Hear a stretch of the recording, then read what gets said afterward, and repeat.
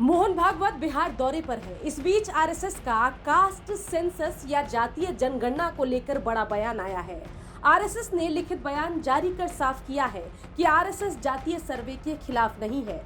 क्या कहा है आरएसएस ने, देखिए। राष्ट्रीय स्वयंसेवक संघ किसी भी प्रकार के भेदभाव एवं विषमता से मुक्त, समरसता एवं सामाजिक न्याय पर आधारित हिंदू समाज के लक्ष्य को लेकर सतत कार्यरत है।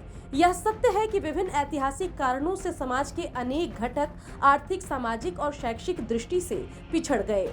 उनके विकास, उत्थान एवं सशक्तिकरण की दृष्टि से विभिन्न सरकारें समय समय पर अनेक योजनाएं एवं प्रावधान करती हैं, जिनका संघ पूर्ण समर्थन करता है।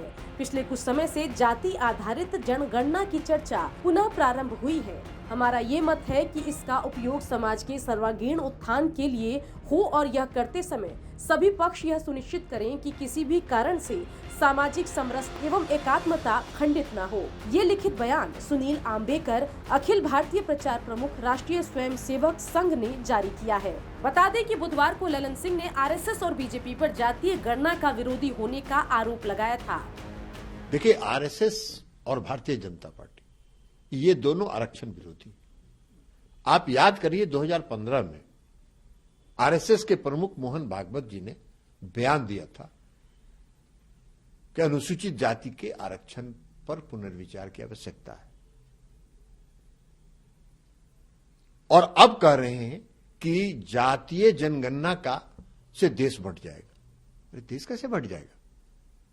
अगर गिनती हो, जनगणना हो और गरीबों की गिनती हो और गरीबों को न्याय देने के लिए सरकार योजना बनाए तो इससे देश बढ़ जाएगा। मुख्य बात यह है कि वो सैद्धांतिक रूप से भारतीय जनता पार्टी और उनके जो नियंत्रण वाले कंट्रोल टावर है आरएसएस, ये दोनों ही आरक्षण विरोधी है और आरक्षण नहीं मिले। और अब तो उनका एक्सपोज हो गए, अब तो उनका चेहरा बेनकाब हो गया है।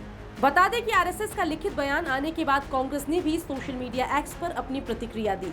कांग्रेस ने लिखा, जातिगत जनगणना नहीं होनी चाहिए, ये बात आरएसएस ने कही है। बीजेपी को चलाने वाली आरएसएस हमेशा से जातिगत जनगणना के विरोध में रही है। आरएसएस और बीजेपी का इस पर स्टैंड एकदम साफ है।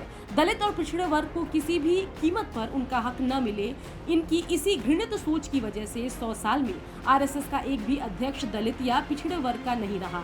देश में सामाजिक और आर्थिक असमानता को दूर करने के लिए जातिगत जनगणना बेहद जरूरी है। इससे शोषित, वंचित, दलित और पिछड़े वर्ग के लिए नीतियां बनाई जा सकती है, जिससे समाज में उन्हें बराबरी का हक मिले।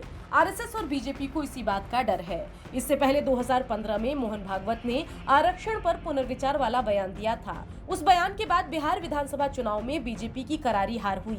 इसलिए माना जा रहा है कि संघ आरक्षण और जातीय सर्वे पर फूंक फूंक कर कदम रख रहा है।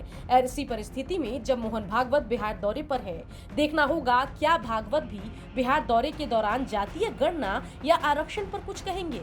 हमारी ये खबर आपको कैसी लगी, कमेंट करके जरूर बताएं। ब्यूरो रिपोर्ट, बिहार तक।